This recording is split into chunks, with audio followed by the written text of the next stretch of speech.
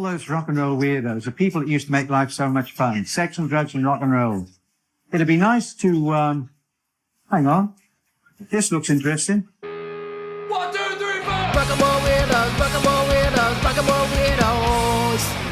Welcome to Rock and Roll Weirdos. This is episode 3 with special guest Nick from Ekko Park.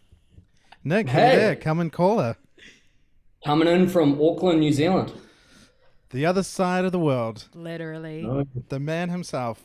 Nick, thank you so much, man. I really appreciate you doing the podcast. No, I appreciate you asking me. This is really cool. I've listened to the podcast, and yeah, like I said, I was really stoked when you asked me to do it. This is cool. Awesome, man. I was like, man, Nick, you're one of the few. You know, I feel like you're going to be like. In my head, I'm like, what did you think?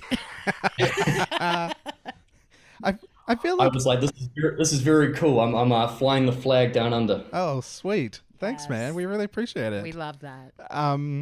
So I guess I just to give you some background, you know, obviously I reached out to you because so Abby and I were back in New Zealand in this past February, and you know, lo and behold, while we were there, I was about to say C4 or Juice. I don't even think they exist anymore.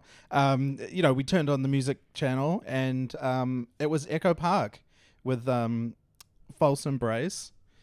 And Fantastic. it just came on and like we'd been watching other stuff and I was like, it was just like kind of cool just to, I felt like I was getting real like quick up to speed with, you know, New Zealand music and I was really enjoying like everything. And then you guys came on and I was just like, man, I think I instantly like saw the video and then, you know, started following you guys and then, you know, went on Spotify and Paul was like, we got to find out their address. their address. We're going to show up there. Yeah, we're just going to turn up. Should have done it. Yeah, I Do it know, next right? time. Next time. Yeah, we'll do it next time. Have a few cups of tea and, you know, biscuits. Fantastic. And yeah, Nick, so we were really, really blown away and, I guess just, you know, it's a long question, but do you want to just tell us a little bit about Ekko Park and kind of, you know, your role? I kind of read that, you know, you've been there for a good, what is it, like 10 years or over 10 years? Yeah, 10, 11 years, probably coming up 11 years. So, yeah, I grew up, just like a quick background, I grew up in Te Awamutu in the Waikato. For all the US listeners, that's Te Awamutu is known for where the Finn brothers came from. Yeah, Abby, So, Neil Finn. from Crowded House. Love it. Yeah, Abby is such yeah. a big fan. I put her onto Crowded House, and she's Yeah, just wicked. loving it. I just actually, I feel like I've been really like spreading the word and like they're on my playlist now. And even so I'm a makeup artist. I have a makeup studio here. And now I have clients who are like, oh, what is this like mix? And it's just it's like the most random playlist. It's called my Fuck Yes playlist. And every song on it is like a song. You know when a song comes on and you're like, fuck yes, I love this song. Fuck yes. It's just filled with those. And a ton of Crowded House on there. And one of my stylist who works for me, who I also is also like assists me in the studio with like office stuff, whatever. She's now obsessed with them, and I'm like, she's like Puerto Rican from the Bronx, and she's like, yeah, I was doing my friend's hair, and she loves this. She loves this band too. They're so good. Yep. She's like, I told her they're from New Zealand. Blah blah blah. I was like dying. I love it. Amazing. Yeah, it's crazy. Yeah, like I saw when I was about 7 years old, so 96, I saw them on TV. They did this big Farewell to the World concert outside the Sydney Opera House. Yeah. And I just thought it was the coolest thing. I was like, look at all these people and like this like rock and roll band. And then my mum was like, oh, I went to school with him. And I was like, no, you didn't. Like he's like how does anyone from Te Awamutu end up on TV? And obviously she was right. And that's really how I got into playing was I really engaged with the drummer, Paul Hester. I thought he was fantastic. And next thing I'm hitting pillows and learning drums. So wow. I'm from a small country town and I moved to Auckland yeah, about 12 years ago, after playing in bands down home for a long time. And when I moved up here, I was playing with a couple of different people. And then one of them, his name was Johnny Love, he was moving home to the UK and said, well, sorry, you're out of a gig, but my friend Joe needs a drummer in his band, Ekko Park. And I'd actually, funnily enough, seen Ekko Park on TV, Ekko Park on TV the same way you did. Oh, wow. But before I was in the band, and I thought they were pretty cool. So I got a chance to go jam with the band and got the gig, and Nice. I'm still here. So it's been an amazing ride, and we sort of in a way feel like we're just getting started. Like we're really excited for everything that's coming out and all the stuff that hasn't been written yet. We're excited to do that as well. I love it. That's amazing. What a cool story. Were you nervous? So, like, when you went to play with them for the first time because you had seen them on TV, were you like shitting your pants before the first time you guys played together? Yeah, kind of. I mean, I knew a couple of songs. I hadn't met anyone yet, and but I think what helped me relax a bit is they were actually getting they needed a new rhythm section. So the bass player, it was actually only his second jam with the band. Oh, okay. So I sort of felt at ease in that, okay, there's kind of two of us in a similar situation here. So Definitely. And we got along great, and yeah, it was really fun. It was also at a studio, I don't know if you remember it, Paul, called Studio 203 on Simon Street. Oh my gosh, that sounds really familiar. Andrew Buckton, producer, used to run that studio, and we did it at his studio. So it was really the only studio I knew in Auckland was where we did our first rehearsal. So I was kind of comfortable in that sense as well. Nice. Yeah. But yeah, man, it seems like that's like a different life ago now, you know. It's like we've done a lot since then, and you know, we've had a few different member changes and things, but we're in a really good spot, and yeah, it's great. Dude, that's a great story, man. Wow. And had you been, I remember you said, so you you were inspired to play the drums when you were about 7. Did you, so like when did you get kind of serious about it? Was it like kind of teens kind of thing, or did you kind of start kind of super young? Yeah, I just whacked away on pillows for ages, and then I think about a year afterwards, my folks were just like, well, I guess he's not stopping. So I got a drum kit for Christmas, and and so then really, I mean, being in a small town, like I didn't have lessons or anything. My older brother, he played drums, so he lives in the South Island, but he'd sort of show me things from time to time. But really, I just put on songs and just played along and tried to figure it out. And then when I got to high school or college, I needed to get some lessons because I wanted to play in like the school bands and things. And so to do that, I needed to be able to read a little bit of music and understand what was actually going on. So I guess I always took it seriously, but it would have been, you know, when I was 13 or 14, that's when I started a punk rock band, and, you know, really wanted to take over the world as a 14-year-old. That's awesome. I feel like that sounds like the correct age. 14. Yeah. That's, I feel like I was like, when I started playing guitar, like 13, 14, I was like, I'm going to be better than the boys. Yeah. You showed him. I did. I mean, you'd also know from around that period, sorry, man, that's when like C4 TV, which was like massive New Zealand. Yeah, it was such an amazing time. And so, you know, there was bands like yourself, Goodnight Nurse, and Alimento P, and 48 May, and the Bleeds. And it was like, we had these like local heroes, you know? And so as a 14-year-old, that was massive. And then, sort of really inspirational around that time as well. So I feel like there was a lot of bands up and coming around that time that were inspired by that. And I actually played a show a little while ago we played with a band called Ridden by Wolves, which Michael Murphy is in that band. If you remember Michael Murphy. Michael Murphy. Yeah, Michael Murphy. And from, he'll hate me saying this, but from New Zealand Idol. That's right. Yeah, New Zealand Idol. Oh, actually, no, he takes pride in that, actually. It's all good. But the guitarist in that band, his name's Davey, and he used to play in a band called False Start. And Oh, I from know around that Dave. same time. Yeah, Yeah. man. So we realized when we played the show a few months ago, we've actually been playing gigs together for 18 years, It's wow.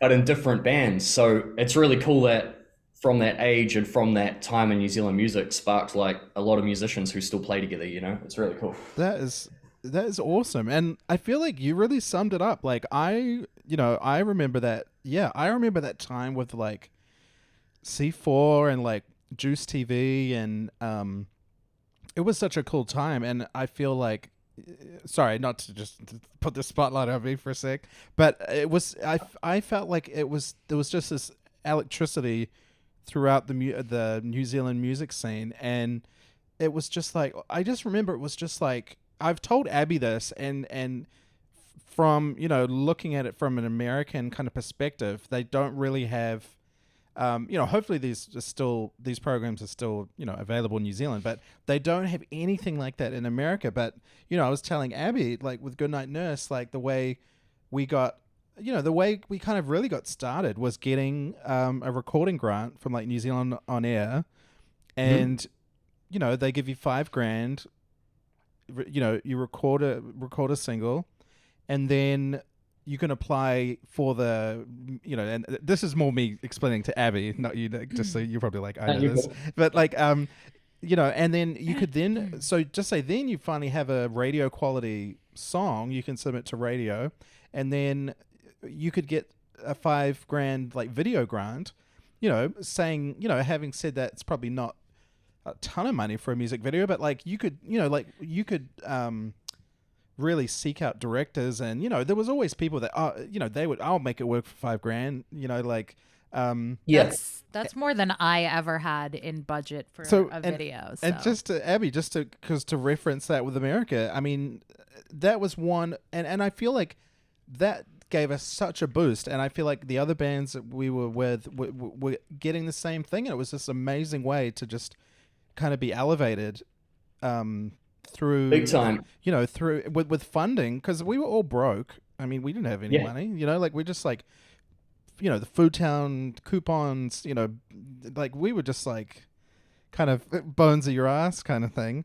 But Abby, how about in America, there's nothing like that, right? In terms of, there's the I mean, definitely not the government, at least. No, I feel like there's like songwriting contests and stuff like that where you can win some money and stuff, but it's just, I feel like the scale is so large here that it's just like almost impossible. You know what I mean? You probably have like a million bands, apply or something. But I feel like that like reminds me of like you guys also like your healthcare. You guys, like here health insurance is like, that was the first thing that came to my mind as soon as you said grant. I'm like, oh my God, that's amazing. I'm like, and they like get healthcare for free, like it's included in your life. Like that's amazing.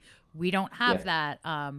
Here it's a lot harder here. It's crazy. I found that out after I moved here. I know. I feel like every time I talk to Paul about like those kinds of things, I'm just like, America's crazy. Like they're not really very helpful for people. Like it's like you really have to be like the best of the best, like it's just everyone is fighting each other just to clamber into any kind of spot, it's in New Zealand so small, it's like small town vibes, but for a whole country. Like everyone's trying, we try to help each other out a lot, and it's like a community vibe. So the New Zealand On Air funding thing's amazing, and like they now do funding for producers, so producers can get funding to now work with artists. No way. That's so which obviously cool. then helps artists out in another way. The New Zealand Music Commission helped with funding for touring overseas. So we did a tour in Italy a few years ago because we had a song do really well on the radio over there, and so they supported us, like helped us get over to do that tour as well. Wow, so yeah, that's amazing. It's incredible, man. Yeah, it's so cool. So we feel really lucky, and we've been lucky. New Zealand On Air have supported us on a bunch of songs over the years, and that also helps with things like they then have pluggers who then will go into the radio stations and push your songs to them as well. Like if you get funding or get on like the New Zealand On Air disc, hit disc that goes in. Yeah. It's changed its name, but Is that it still used to be- there? I'm like, what is it now? Yeah. It's on a flash drive or something, or it's a Dropbox link or something. Yeah, Or is it so- still a CD? I don't know. I think it's just it might be a playlist. Yeah. Oh I'm yeah, not 100% playlist. That makes sense.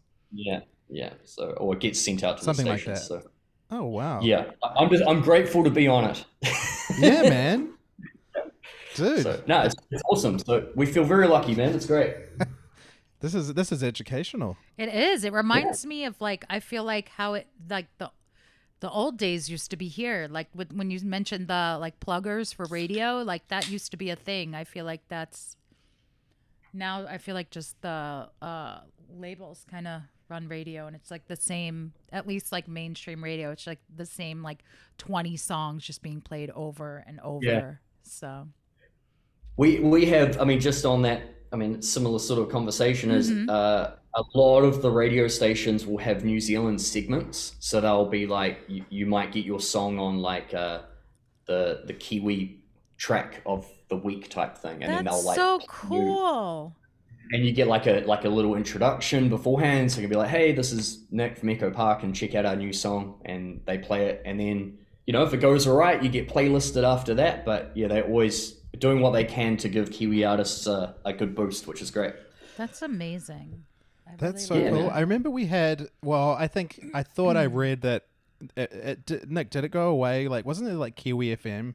Did that like close? Yeah, Kiwi FM, it did go away, unfortunately. Yeah. Because that was all That was like all New Zealand music, right? I'm trying to remember now.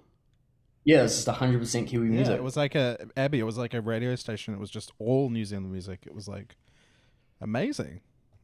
Yeah. I mean, it's so funny. Like I remember growing up, like as a kid, and obviously, yeah, you had the crowded houses and, the big kind of bands, but it was always that feeling like New Zealand music was, or like, yeah, it was just. I feel like it just. I don't think stigma is the right word. I'm forgetting the word, but there was just it was kind of just an association of New Zealand music. It's not as good as international music, and it's a little. It seemed like that, and it was just so cool to like, just to kind of witness and in a very very small way be part of, this kind of like revolution of New Zealand music where it was like people were loving the local bands like just as much as like the international bands. Yeah. And it was just awesome. And like you said, Nick, like you just meet people and gigs, and I remember always like either playing or just going to gigs, and like you just see the same or the same people, like meeting new people and networking, and it was really just It was like incredible. so special. Like I still think back to that fondly, and it's so cool to hear that it sounds like that kind of that environment is still still there somewhat. Yeah, and now we've got like Kiwi bands playing stadiums. It's incredible. I mean, Wow. I feel like Joel opened the door a lot internationally with Lord. That That was must have amazing. been crazy being that, yeah, because I was here, so it was like I got it as more of a just like, oh, but like that must have been crazy being in New Zealand when that hit, and it was just Yeah, like, it was like- suddenly New Zealand was really like, obviously New Zealand was on the world stage already with lots of stuff. Yeah. But Yeah, that it was must have been incredible. crazy. And Joel from Goodnight Nurses at the Grammys. I remember watching that. I was like, I almost couldn't believe it. I was just watching. I'm like, but that's my friend Joel. That's my bud. That's my buddy. Yeah. Like I was like, Yeah. what? But what's he doing up there? Wait, he got the award. Like He's winning a Grammy. it was so cool. It was just like I feel like my mind couldn't put it into place because I'm like, wait a minute, we just would be hanging out in like Ponsonby Pies in Auckland, and like, we were rehearsing in our like front room, and I remember like neighbors complaining, and it was. I feel like it's just, and it was so awesome, and obviously like what a talented guy, and Jaden. I mean, and we saw them when we were back in February. We Yeah. we kind of all met up, and we we played we played a private kind of gig at Big Fan for the Joel's 40th birthday. And awesome. And it was so cool. Like it was so funny. So much fun. We kind of just picked up where we left off. It was so funny though, because I had to, I've always kept up with the bass, and I'll always, just bust out a Goodnight Nurse song. And it was so funny though, going back and having to play them live again. It had been like 16 years since the last time we'd played together was like the Big Day Out, like January 2007. Yeah. So it was so crazy how like so much time had passed, but when we were just like playing together, it felt like no time had passed. It was just like, it was so surreal. I you kind of just go back into that autopilot. And I never in my wildest dreams thought Abby would be at a Goodnight Nurse gig. Because I told her about the band and stuff. No, it was so cool to like see it in like real life, because when me and Paul first met, like, what did we say? Is that 12 years ago we first met? 2011? Yeah, that was like 12 years. Yeah. He was like, I played the bass. I was in a band, and I was just like, oh fuck, everyone's in a band. Leave me alone, Like, wait, that wasn't the first thing I said to you. Like, I know, but like, I think the first time we like hung out, I went to your apartment and you started playing the bass, and I was like, are you trying to impress me? That's like corny. Yeah, I remember that. I remember it not going down as well as I thought, and I was just like, huh, I really miscalculated this. But it was so. I had more work to be done to impress Abby with music, and I mean, of course, I have to meet somebody who's equally. Abby is just a musical genius herself, So it's kind of like going up to somebody that's already really good at music. Hey, I play the bass. Yeah. No, it wasn't my finest hour. I mean, I'm sure we had a few drinks or something, but we had more than a few. Yeah, all worked out. That's the thing. It all worked out in the end. It did. There were so many times that Paul tried to sabotage it, and it just worked out. So, but it was really cool to be in New Zealand and see everyone. Like, I feel like Paul started by like he used to see my band play all the time, and he would like come to shows and like stand in the corner by himself, and everyone would be like, who's that weird dude? And I'm like, oh, this guy. What a great way to describe your husband. Hey, yeah, he would come along. People would but be that like, was before you were my husband. No one knew you then. No, I know. But I would go to Abby's gigs because she would just invite me to the gigs, and I feel like I didn't really have many other people that would go out and see just like a rock band or something. So I'd just be like, I'll just go by myself. I don't care. Yeah. It's cool. You don't have to get defensive. But hey, your band is Wise Girl, right? Yes, Wise Girl. Sweet. Cool. So yeah, but it was cool. It was cool to see like everyone like mouthing, like singing the words, going crazy, and I was just like, Paul's like pointing at me from the stage. It was a lot of fun to be like on the other side, being like, You were so cool. Abby was just like filming the whole time, and I felt bad. Like afterwards, I was like, oh, I hope you got to like watch the game. Be present. No, I tried my best. I was trying not to move my hands. I didn't want to get critiqued for my video skills. So I was waiting for him to be like, it's too shaky. Why did you do that? Like, no. What was funny though, Nick, was that it was like, obviously everyone like would been through COVID and it was really rough. Like it was, I mean, here it was like absolutely insane. Like at the peak, because like obviously I know New Zealand has been like controversy. Maybe it was locked down too long or whatever. But like, man, I mean, we were on the opposite side, and I'm like, if anyone was here, like I probably would have taken being locked up for a little longer than like. Wait, is this not too morbid, right? But like, I mean, they had refrigerated trucks on the street for bodies, and we had like I know a lot of people were complaining here, but I don't think we really understood how big it was. Like when I talked to friends and things overseas, it was like you guys are doing all right down there. You know what I mean? Yeah.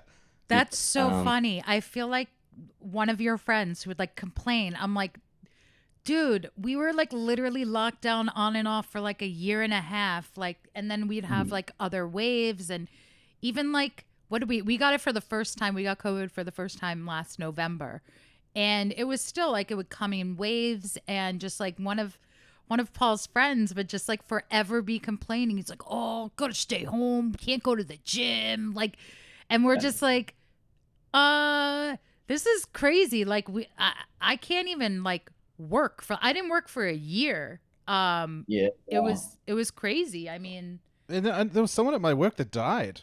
Man, it's just like, it's just like, yeah, it was so insane. And it was just crazy. This was but the thing was, like, I feel like we had been basically housebound for a long time. And it was so funny because even when Joel reached out to me to ask, if I wanted to play at his 40th, honestly, my first reaction was like, I got to get in shape. Diet man. starts now. Yeah, I was like, we were like, the diet starts today. Like, we had like 5 weeks, and it was just like, I was doing push-ups every day. I was like, it was funny. I feel like I slimmed down a little bit. Like, I feel like it wasn't bad. It wasn't as bad as it was. It wasn't as bad as it was.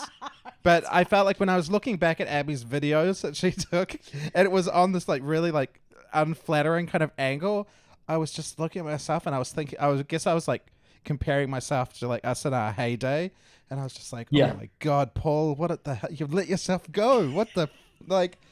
But no, that's just me being really self-critical. You were being way too hard on yourself. But I mean, no, that was just when I looked at the video. But the actual experience was so cool, and like, it was funny though because I didn't bring my bass, so and I asked Joel. I was like, hey, do you guys have any like basses I can use? Just because it's like, I mean, you know what it's like, Nick. Like, if you're trying to take musical gear, on international flights, it's such a pain. And I'm just like, I and we're only going to play like 4 or 5 songs, so I'm like, it's not. Yeah, like, man. I'm just. So it's like so I was like, well, that works out. And Joel's like, yeah, we got basses here. And so in my head I was like, okay, so I'll bring strings, and then I'll just change the strings like when I get there. And it was and then we got to the studio, and it was like a jazz bass, and I've never played a jazz bass in my life.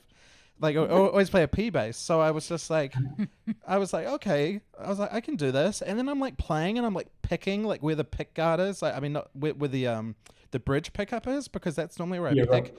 And I was just like, oh my God, this is going to be weird. I'm like, I'm going to keep hitting the pickup.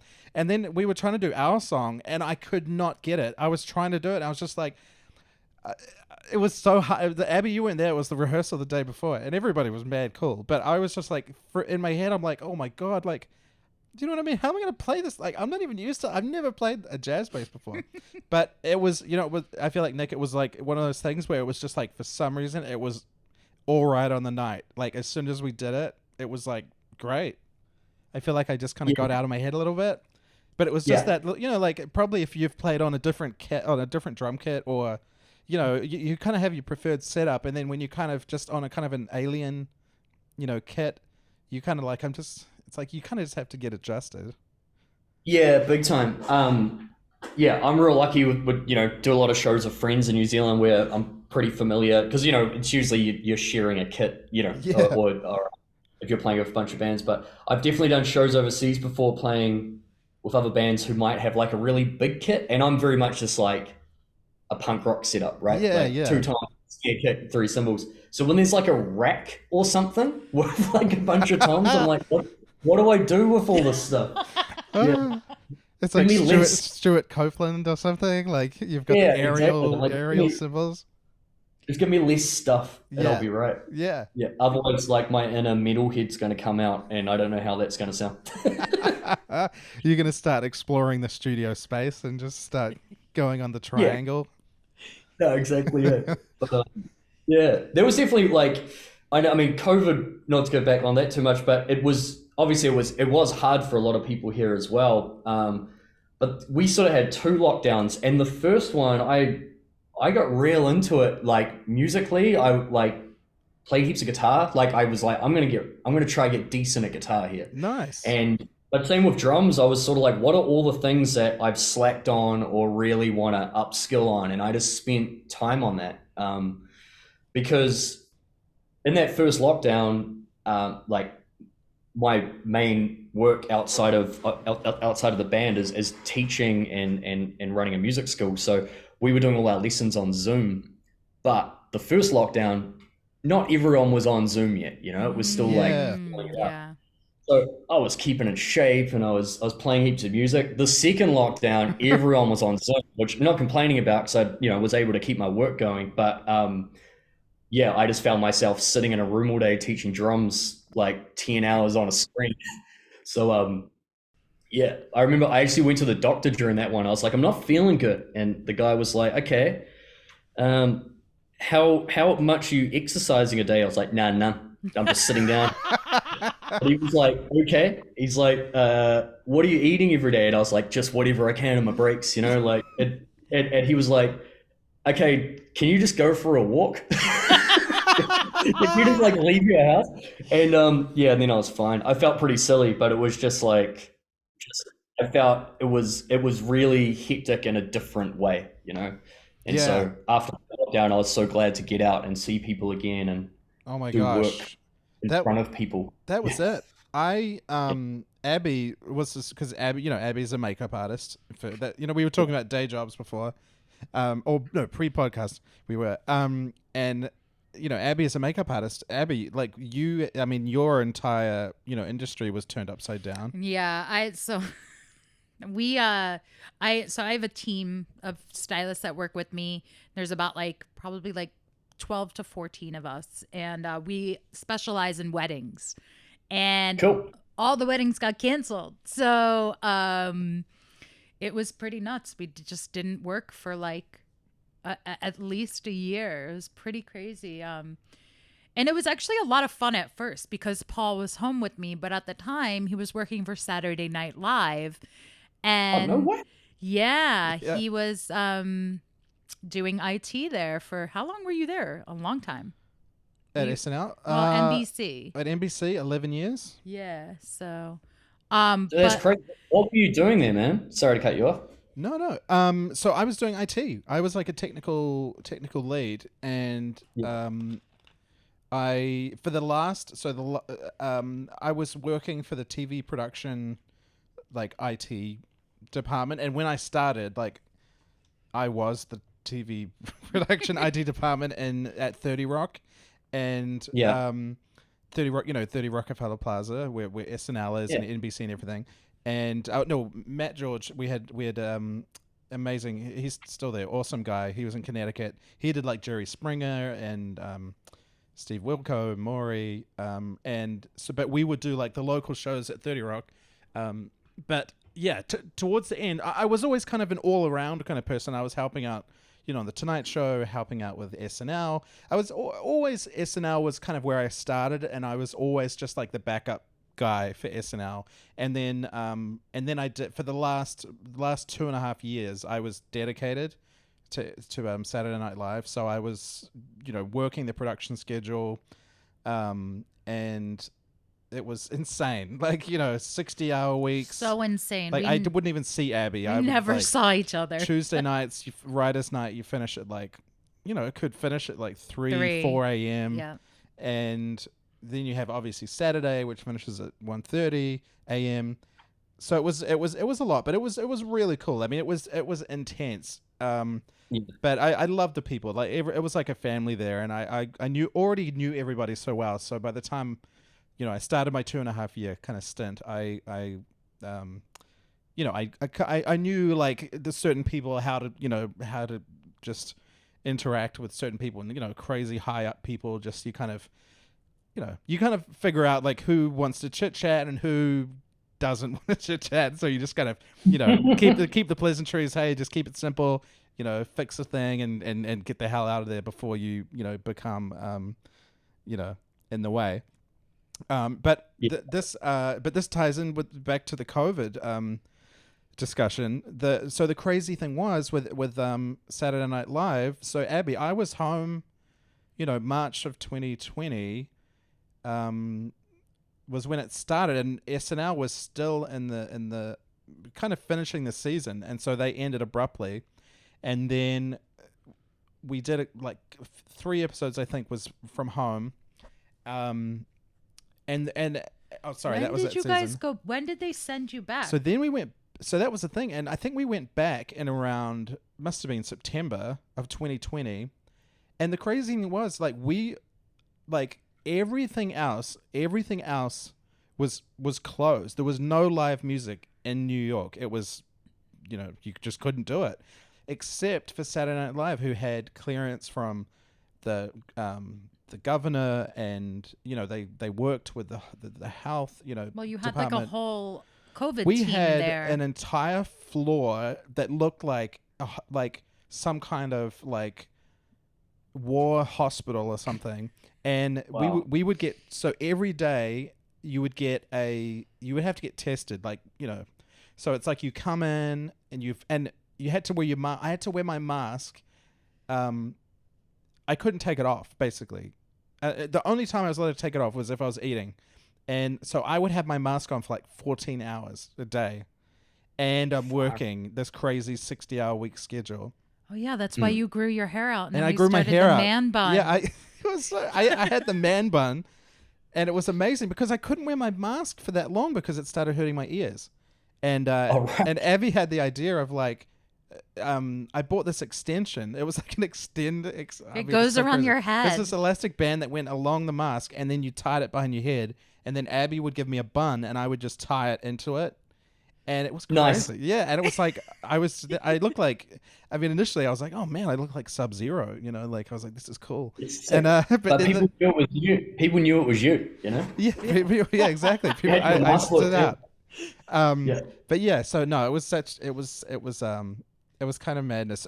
Sorry, Abby, I feel like I kind of just chimed in on your. It's just it wasn't I feel like we had such a blast when we were both home, and then Yeah. when you weren't home anymore, I was I was just home by myself, and I'm taught me talking to the cats. It's like you can only do that for so long. So And that was for months. I feel like that went on for months. yeah, it was crazy. But Abby got amazing. It was funny. I remember one night coming back, and Abby looked like Walter White from Breaking Bad.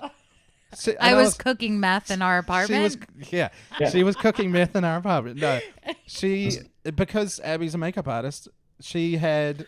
Well, maybe you would. I liked what it's very interesting. I feel like I was listening to what you were saying, Nick, about what you did during COVID, and I didn't even say anything because I feel like it resonated so much with me, where you were talking about drums and you were like, well, what do I need to work on, etc.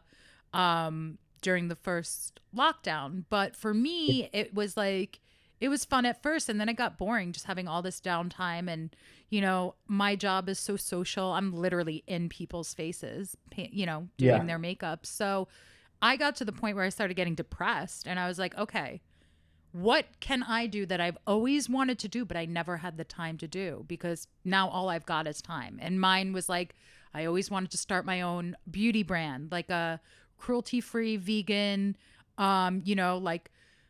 more on the natural side, using not harmful chemicals, etc.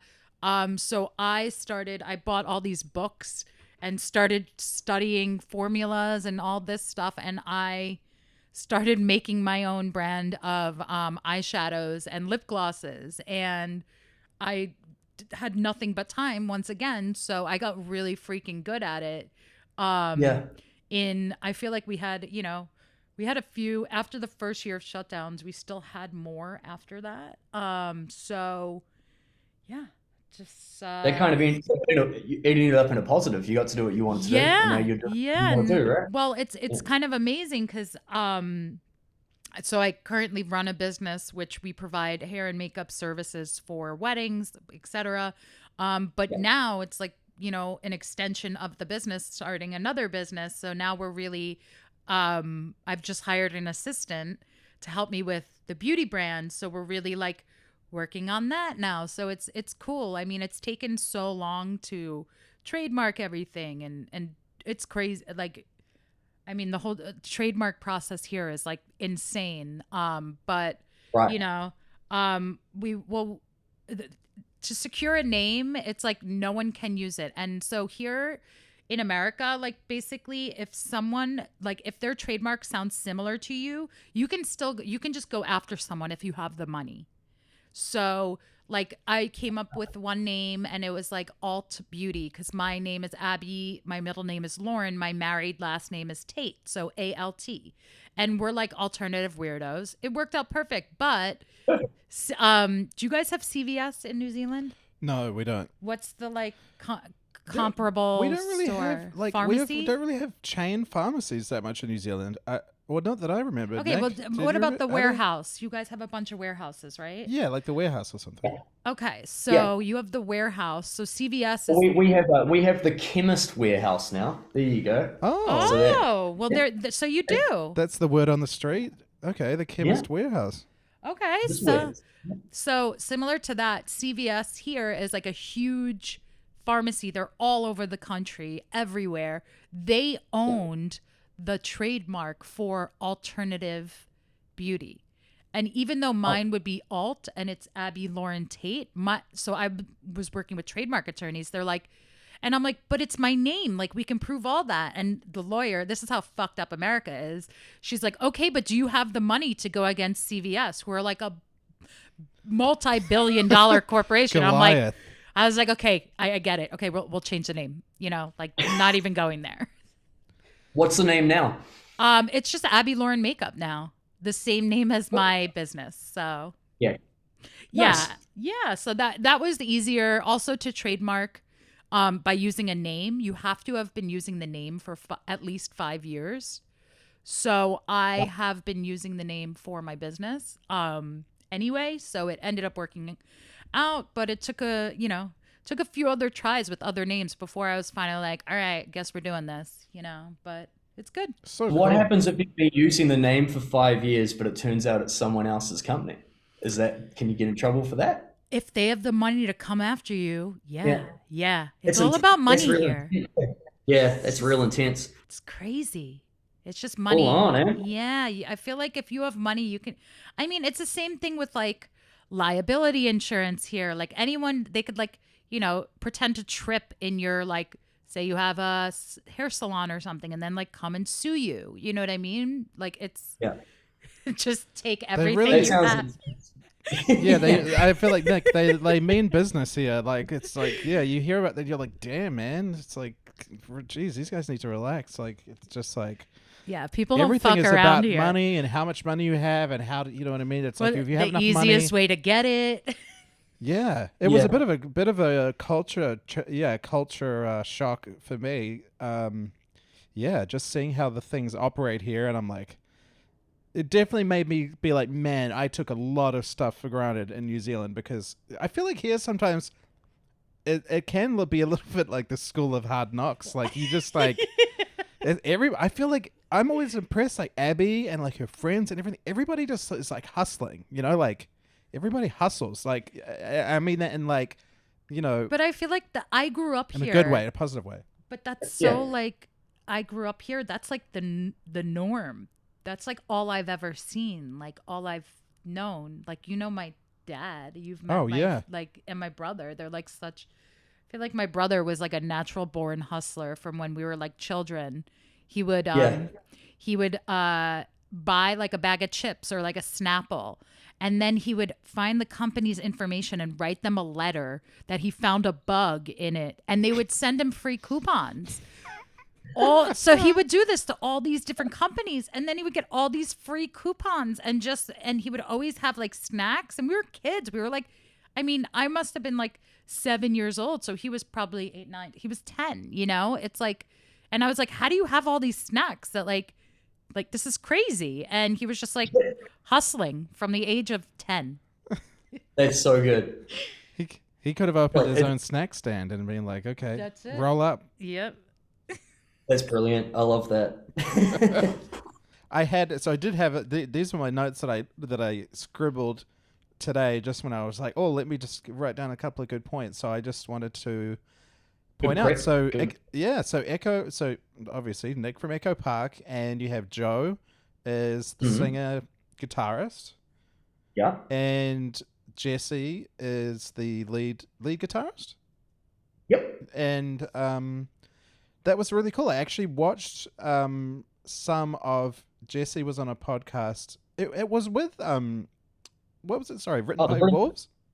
Yeah, they do a podcast. Yeah, she did that one. I watched that. I actually was really awesome. I was like, wow, like she, studied jazz and seems like technically brilliant. I was like, wow, what a cool person to have in the band. Yeah, man, she's great. No, we had our last guitarist Alex. She's actually talking to music videos. She's a music video director, so she does heaps of top music videos for artists in New Zealand. And she was getting so flat out with that, like her career is taking off. It was amazing. Wow. She actually made that False Embrace video. So that was the first video with Jesse in it, but Alex still made the video. So it's a cool friendship. And so when she finished up with the band sort of at the end of COVID, actually, because she was starting to get, flat out working on videos and TV shows and things, Joe also plays guitar for Jin Wigmore and also in the Jordan Luck band. So Jordan Luck from the Exponents. Yeah. That's cool. And I saw that. I mean, how cool is that? Yeah, amazing. God, yeah, the Exponents. I've played Abby songs by them, and I was like Abby. I'm like literally like, like what? Why does love do this to me? I'm like if you. Why does love do this to me? Yeah, I was like Abby. If you go to any like pub or anywhere in New Zealand, and they play this song, like everybody's gonna go nuts. And and she was just like, that's so cool. But it's essentially played at every pub every Friday, Saturday in New Zealand. Yeah, it's like you can't close unless you've played it. Unless you've played it, exactly. Yeah. So they were playing a show. It was like a festival, and Alamino P, who we were talking about earlier. I know Jessie was playing the festival, and Jessie was she was playing on that tour, like playing guitar and keyboards, like stage musician. And so Joe met Jessie, and so when we were looking at like who are we going to get to play guitar, we both sort of thought, I didn't know Jessie that well, but I was like, she's awesome, like she's a badass. And he said, yeah, Jessie would be really great. So we had a chat to her, and what I really loved is she didn't just say yes. She was like, I'm going to think about it for a week, and I'm going to like make sure that if I'm in, I'm really in. Like she was like, I want to make sure that it's not just going to be another project I'm in. Like I want to be in. She wants to be loving it. Like, yeah. And so, yeah, she said yes. And yeah, she's been a huge part of everything in the last couple of years. So we have, ideas for videos, and, the last few songs we've released, she's, contributed heaps musically, and just, the whole style and vibe of everything. She did all the artwork for the last couple of singles and the next couple coming out as well. So she's an amazing artist, and yeah, what a great addition. Yeah. So really lucky to have her, and yeah, she's a good person. So it's a good vibe all around, She seemed really cool. From what I was reading, from what I saw on the podcast, it says she loves reading books, and she has it seemed really cool. She just was like, yeah, she's like more of a book. Just loves, a good book. Yeah, I like that. We're not to date it, but we've got movie nights tonight. We're going over. Me and my partner are going over to her house, and because it's Halloween on Tuesday, and she's a big Halloween person. Halloween isn't big in New Zealand, but we're doing horror movies tonight. It's gonna be great. Oh, that's really fun. What are you gonna watch? Do you know? Have you decided yet, or are you gonna decide when you get there? She said it's the Boogeyman, which I don't know if it's a movie or a series. But I said, sounds good. Sounds good. Have you? Let me know if I need to bring snacks. Yeah. Nick, have you seen Evil Dead 2?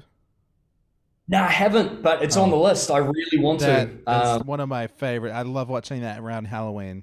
Abby watched it once, and I'm like, hey, we can watch Evil Dead 2 again. And Abby's like, didn't we already saw that? And so that, I watched that one by myself. I'm pretty bad at watching movies, so I always like make lists, and it's on the list, and so I just need to like in summer or something when I have a break, I'll sit down and. It's so good. Okay, Nick. I'm really bad at watching movies too. Abby is. Abby is. Paul gets Yeah. really angry at me I sometimes. don't get angry. Yeah, you do. I have ADHD, and you can't handle it sometimes, and that's okay. It's intense. No, I think me and Abby are just different because I get like hyper focused on a movie. Like I don't really want like a lot of background, you know, like rustling or like people like kicking things asking over, asking questions. Like I'm like, let's just all hyper focus on the movie. And then, but me and Abby are very different. Like Abby is, you know, is more prone to getting To get distracted. getting a little distracted or a little restless. But we've figured out a good system for that. But. No, we just don't watch that many movies together. Actually, but yeah, that's the system. Yeah. You watch the ones I don't want to see while I'm at work. Yeah. It's perfect. That's how it works. And then everything's happy. Everybody's happy. That's cool, Nick. You're gonna tell them. I mean, I'm not sure if they know who we are, but tell them Hi. we said hi to them tonight. Enjoy your. Jessie was movie night. excited when I said I was doing the podcast. She was like, "That's awesome." Oh wow! Oh, Pull her So in. cool. Oh yeah. I saw you guys' video and I pointed to her and I was like, "Who's that? I want to be friends with that girl." The blue Yeah. hair. Yeah. Abby was like, She seems very cool. She does. Yeah. I was like, I actually feel like Abby and Jessie would get along really well. And I just sorry, I didn't mean to gloss over Joe. Hopefully he doesn't take that personally or anything. But he was such a cool guy. Like I watched a podcast he did with an American guy somewhere. Some guy sounded like the Midwest or something. But he was so that was so cool. I didn't realize that Joe's Irish. And and he gosh, he was great. He was a great guy to listen to. He was just, talking about he mentioned the Jordan Luck band and things, and I was just like, wow, what an interesting guy. Like, and that was Nick, you were saying, and you kind of just met him through sorry, you explained it to me. Met him through a friend. Yeah, a guy I was playing music with. Him and Joe had a show, like a radio show on Ponsonby Radio in Auckland. Oh, I remember that. Yeah, like it was run out of the Ponsonby Central, like the little like food court mall thing. Oh yeah. And so you could like watch it, you could walk past and watch it, food, having a coffee. So yeah, he just introduced me to him, and yeah, it's awesome. I mean, that's like 12 years ago. So it's crazy. The rest is history. And he's got such a great voice. Like his. And I kind of got, a little obsessed with you guys, but I just kind of made this playlist and I was just listening to these songs, and I was, especially before we did the podcast, I was like, I want to get like, some tracks from the 3 albums, and then the EP, obviously, the Unmute EP, and then the 2023 release, Outrun the Rain, which is fucking awesome. Thanks, man. Yeah. It's just like you guys are I just knew it when I watched that video, and I was just like, I just really just feel like you guys are just, we're just going to, this is it, Nick. We're just going to keep throwing compliments at you. But, Thank you.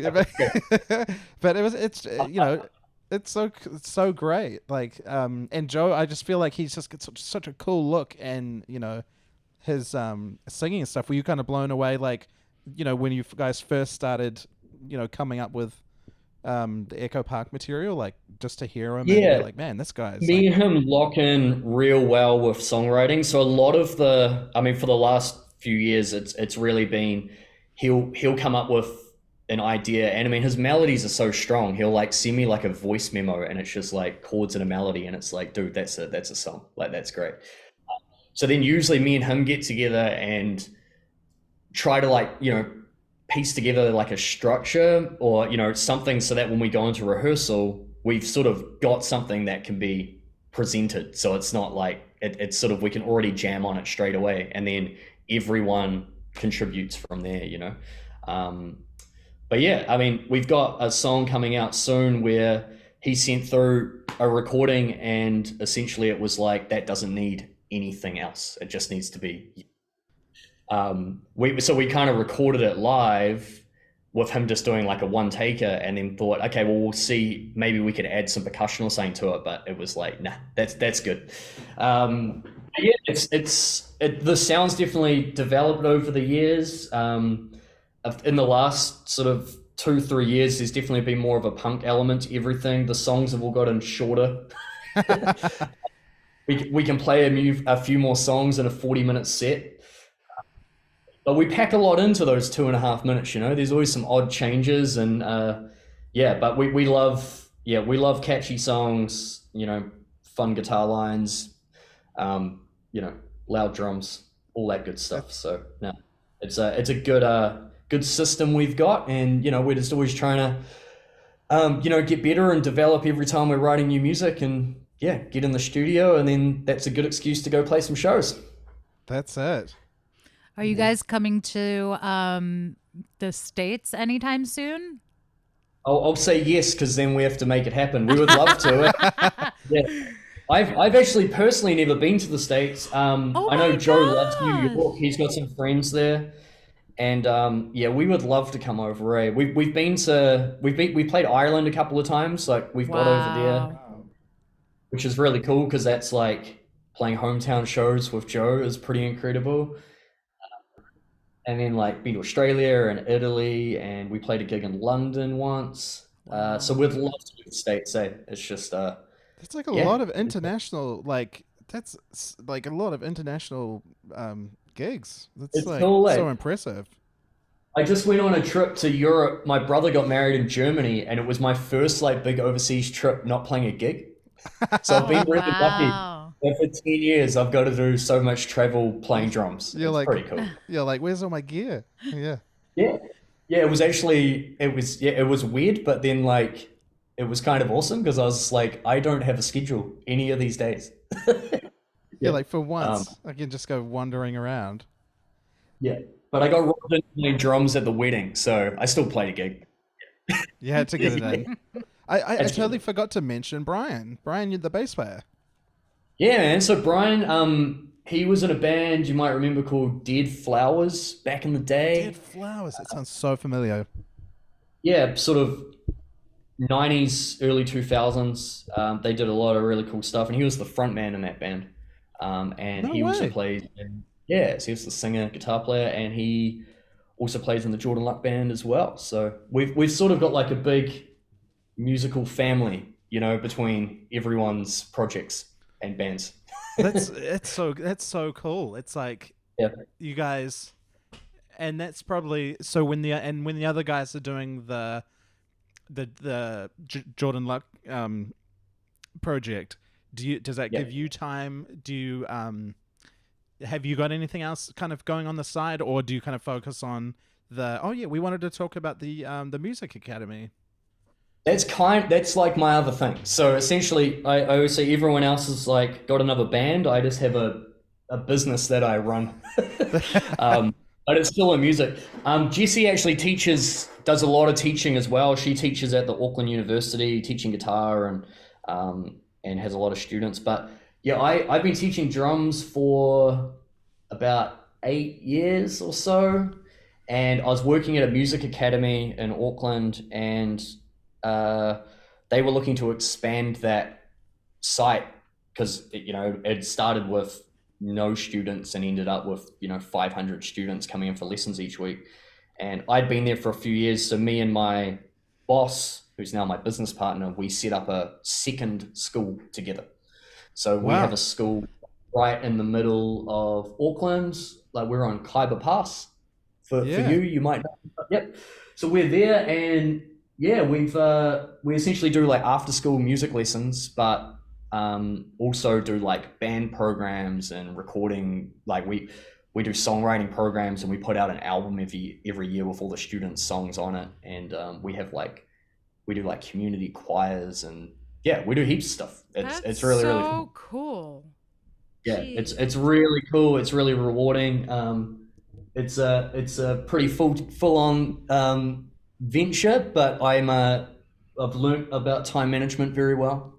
And we're currently in concert season here, so we have like all our end of year student concerts that we're working on. So yeah, between both schools we have 1,000 students, which is wild. Wow. Yeah. How many teachers?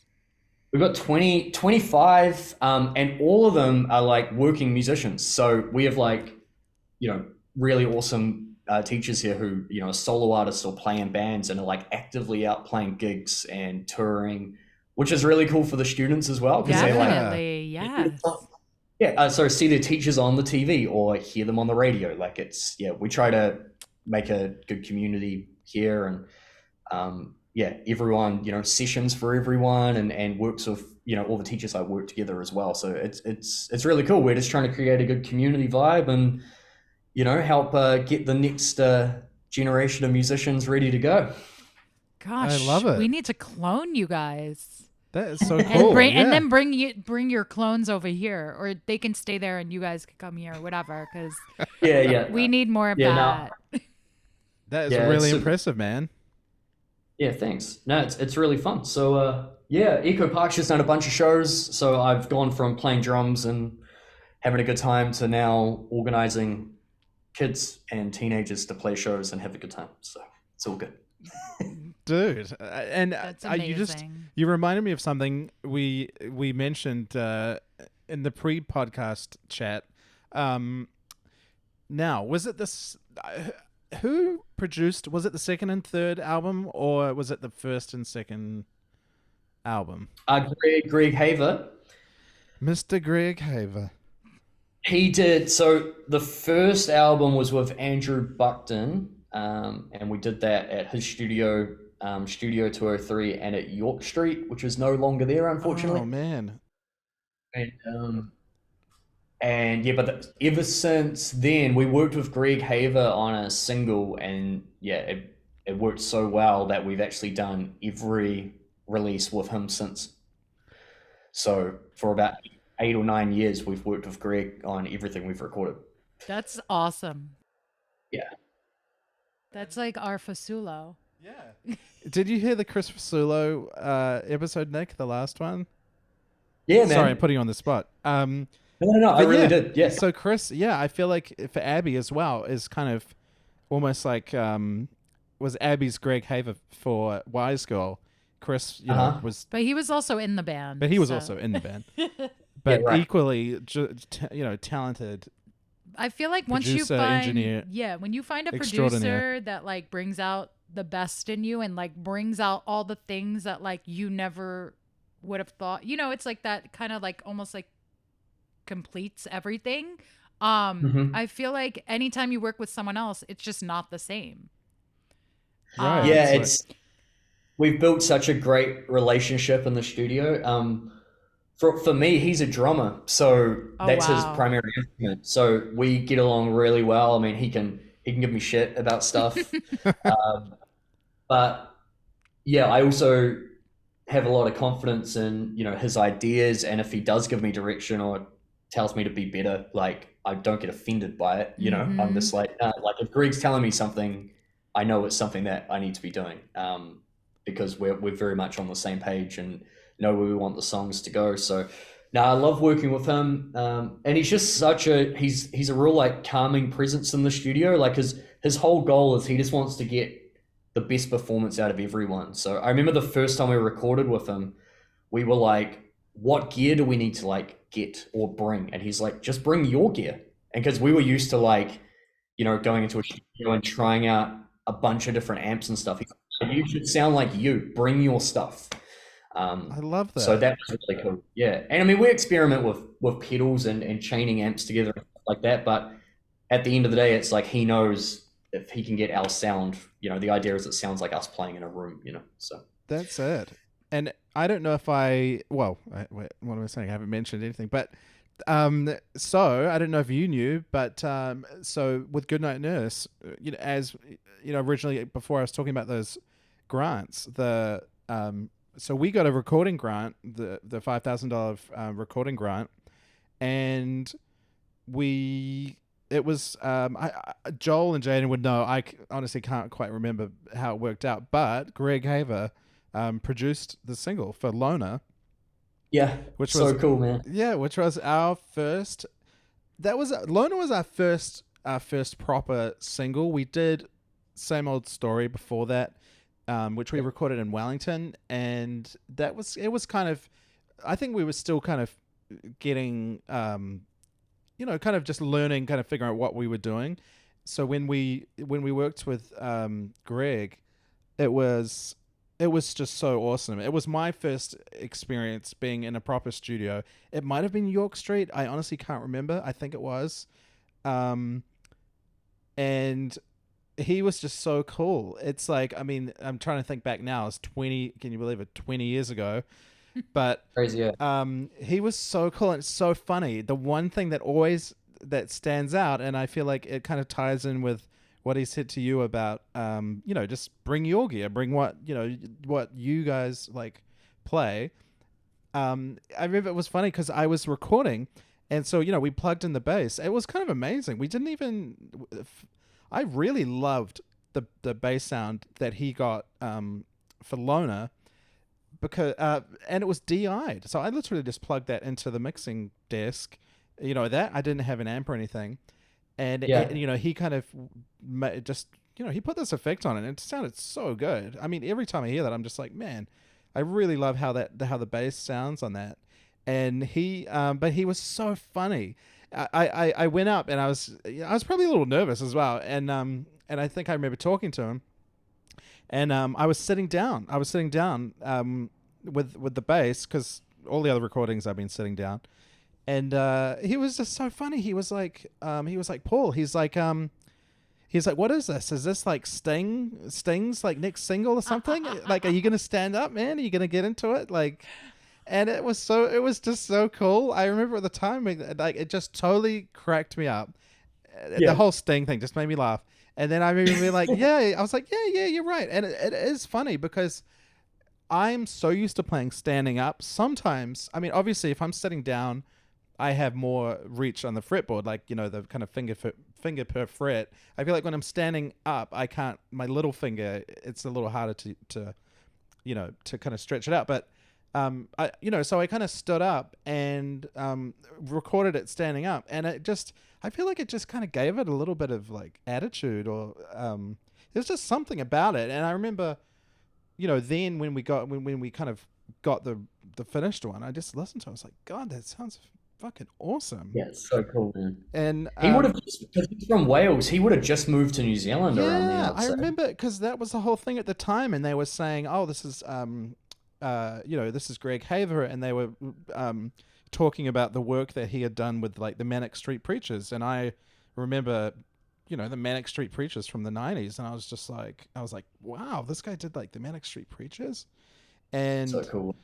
It was so awesome. I had such a great experience. We just worked with him the one time, but it's kind of cool whenever you see obviously on the album we re-recorded Loner, so it's a different version. But if you ever see the music video has the Greg Haver, the original, the cut, I guess, the original, and I really love it. I don't know why. I feel like you see that with the video, it just was like absolutely perfect. And I just, obviously you guys are the mega talented, and it's just like I'm so glad you guys found him. He's just such a he's a real kind of unicorn. So good. Yeah, I mean, I still do feel lucky to work for him, but the first time I was like, whoa, we're working with Greg, and it's just cool that we've built this relationship, and can see him outside of recording. Like, we actually live really close to each other, and he's a good dude. It's awesome.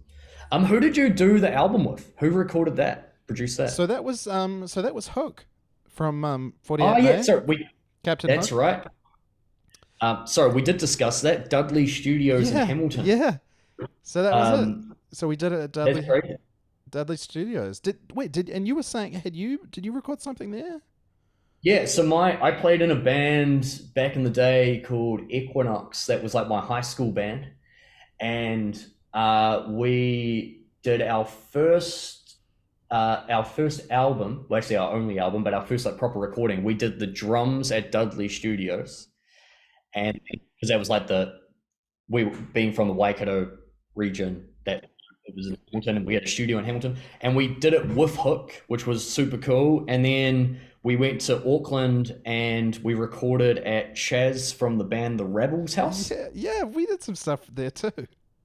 Yeah, super cool. And had an absolute blast in that whole process. We were so young, man. Like, I remember we were like 16, 17, and we knew like 2 people in Auckland. And so we stayed at their house because they were in Auckland and the studio's in Auckland. But little did we know that they lived in West Auckland in Titirangi, which is where now we're at. And Chaz's studio was in Whangaparoa, which is like 50 minutes north. And so we're doing like 2 hours of travel every day, like crammed into this, like our mate's car, and to go record for, 6 or 7 hours a day. But yeah, we learned Auckland was a bit bigger than Hamilton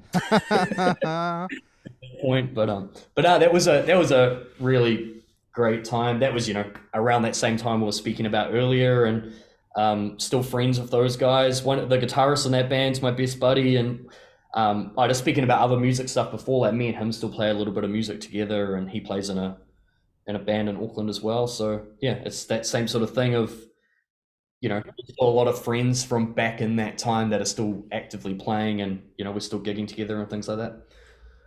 That's so cool. It's what a small world as well. It's like, especially New Zealand. Abby's probably like, what the hell? Does everybody know everybody? Yeah, kind of though. There's like a really... you kind of just like...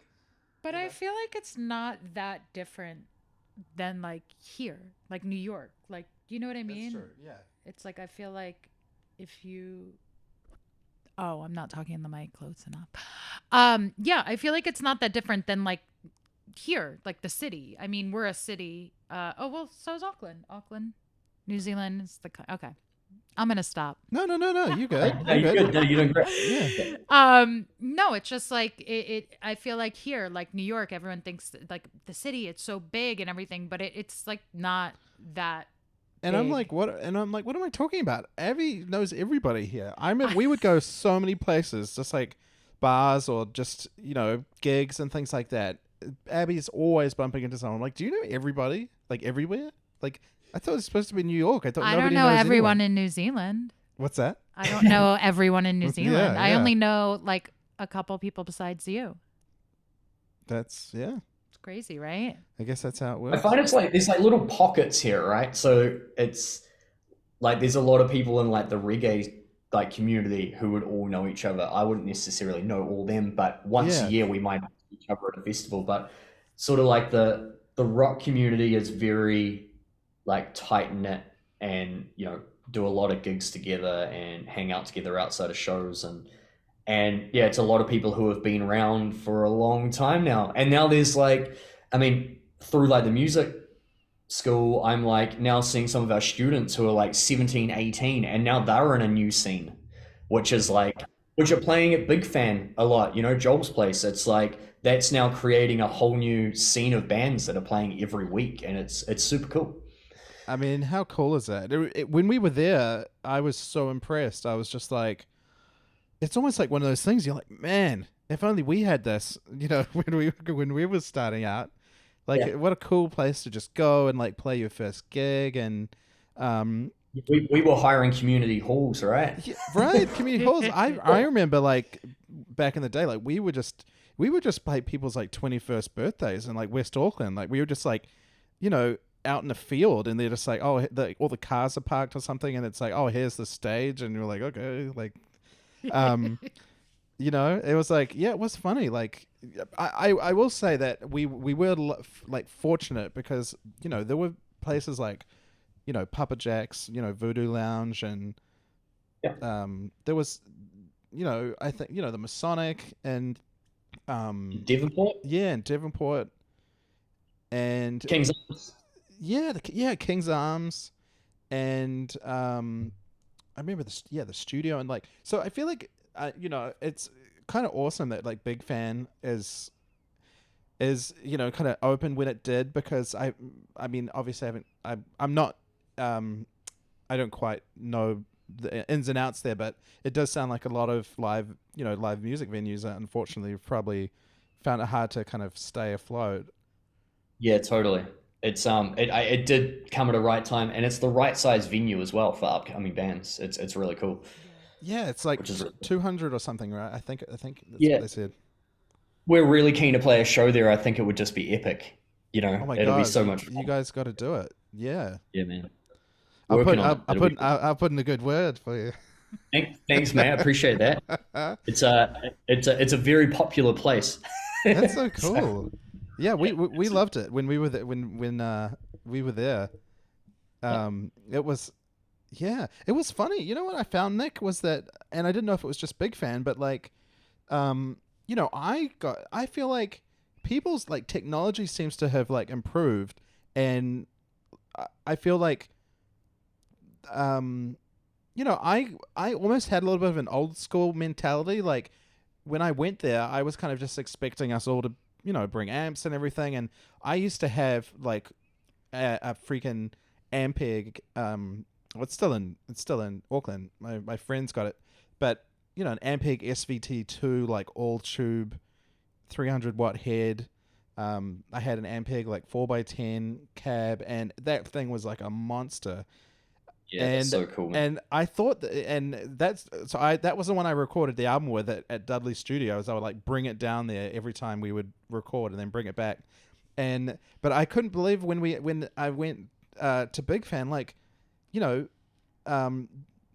Jesse was using Joel's amp, and Joel had this thing which was all basically like solid state or something. It pretty much outputted the same as like his old Marshall and stuff, and everybody was wearing in-ears, and I was just suddenly like, I had to kind of, it was kind of a crash course for me. Like, like I feel like for me it was like the last time was really, well, I played with Abby, but we kind of still did old stuff. But did you notice that, Nick? Like it's technology and stuff. Like, do a lot of bands play with in-ears? Like, are people more like kind of moving away from having like big amp, bringing big amps to gigs and things?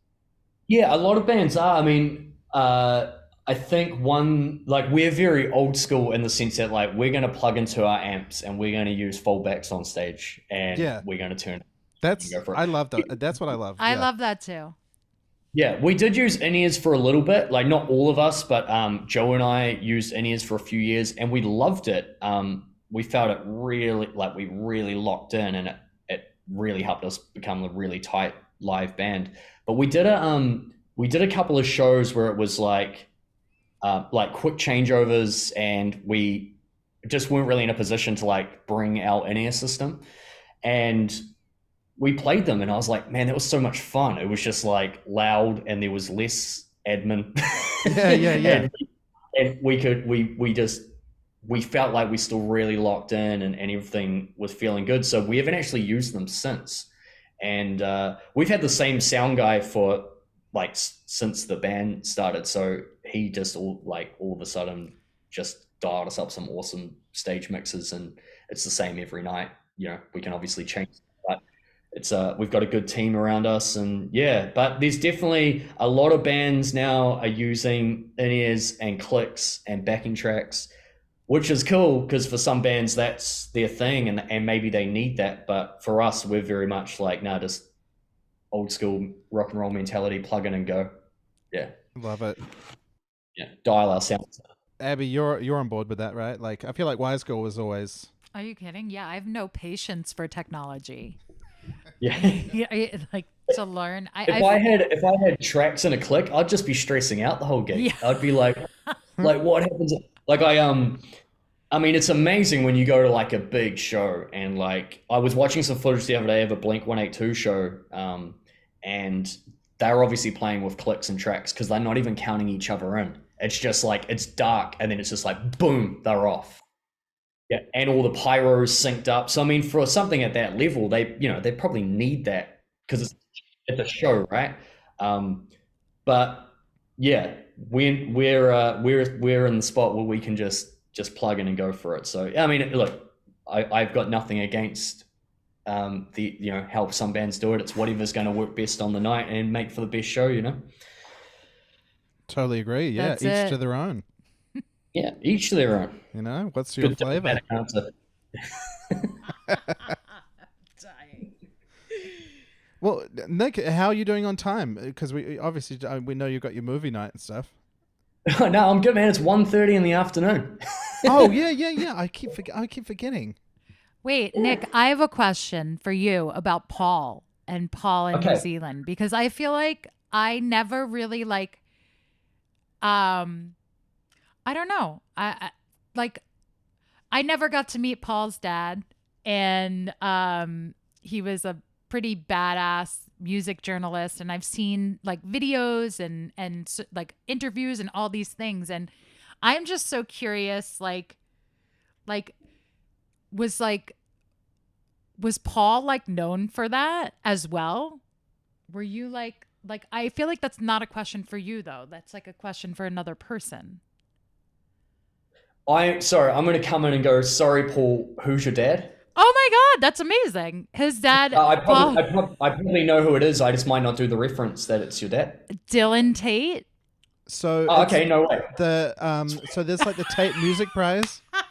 Yeah, you guys were nominated. You guys nominated. So that was my dad. Yeah, that was one of the things I was going to bring up. I forgot. I was on my list. Sorry, man. I did not put two and two together that was your dad. Oh my God, I love that. I don't think many people have ever. I honestly could probably count on one hand the amount of times anyone ever asked me. I don't think it's a thing, Abs. Really? I can't imagine that. I feel like here, like people, like that's like not their thing, but like it's their thing. Like I used to work at a restaurant, and like one of the guys from the Talking Heads, like his daughter worked there. And well, he was friends with the owner. So I guess the thing was he would come in and everyone would be like, oh, that's her dad, blah, blah, blah. Right. And like we worked with Sean Penn's daughter. So like Robin Wright would come in and it was like a whole thing. And everyone's like, oh my God, pss, pss, pss, pss. Like, do you see her? Yeah. I think like Nick might have been a little younger though as well, because that's what I'm thinking. Is for me like Paul was Paul from Goodnight Nurse. You know, so like, wow. So maybe for a generation before me, it might have been your dad's. I think that was it, because Dad would have been definitely, obviously, late 70s. He had this, huge interview with Bob Marley, and then 80s, 90s, and early 2000s. But Abby, I feel like in New Zealand though, it's that whole thing of like, that people don't like to really like talk about. I don't think I I would never tell anybody. Like, it's I think New Zealand is like, it's just kind of more of a different mentality, and I've noticed it here because in America, like if you do well or you have an association with something, like people really like broadcast it. They really tell people, and it's generally you get quite a positive response. Like people are really encouraging. I think it's because it's so hard to make it here. It's so hard to get anything done that when you actually achieve something, everybody's like, fuck, somebody did it. That's so cool. But I feel like in New Zealand, it's just like, it's a little, I don't know. I always was just a little bit more like, I mean, I don't know. I never really feel comfortable about talking about myself in general. So it's just, I think that's just like a New Zealand thing. You kind of just like, you kind of downplay stuff, and it's pretty cool. Like, that's so funny. I can't even like picture that. I can't like imagine that. But now I'm so glad that I've made this. You've made this connection for me. This is super cool. Yeah, we made we got in like the finalist nominations, like the top 20 a few years ago for it, which was super cool. That's so cool. I know. How cool is that? Yeah, man, it's amazing. And we've been nominated for a couple of music awards as well. Like it's cool when you get those little moments where it's only a few people get nominated and you're one of them. It's a really cool thing. That's it. Yeah, I agree. Do you guys have you guys ever I'm a really, really big fan of a New Zealand band called The Beths. Yeah, cool. Awesome. Now, I don't, speaking of a small community in New Zealand, I don't actually know the Beths personally, but what they're doing at the moment is incredible. Like they're smashing it overseas. And they are. They were sold out like multiple days here. It's so funny because I feel like a few times like we've tried to go see them since COVID. I feel like during COVID they really blew up here. And we tried to see them a few times and it's just like sold out. And I'm like, damn, Paul, like call your people. My people. I think all of my contacts have kind of long since expired, but I know, but it was funny because Abby told me, I didn't even hear, this was when Abby sorry, Abby told me about the Beths, and I hadn't even heard of them. And Abby's like, they're from New Zealand. I'm like, what? They're from New Zealand. And then we were just like listening to that first album, and I was like, where the hell did these guys come from? Like, they were so good. Like, we loved that obviously they're so talented, but like that album, we listened to it so much in like the quarantine and everything, and then it was like we had nothing going on, so we would they would do these like live streams on like YouTube. It was called like something at home or something, or like do you remember? It was like live at home or something. And yeah, I remember that. Yeah. So we would like watch them, and it would be a really crazy time. It was super late here, and they would play a couple of songs or something, and it was so cool. It was such a crazy way just to be like connected.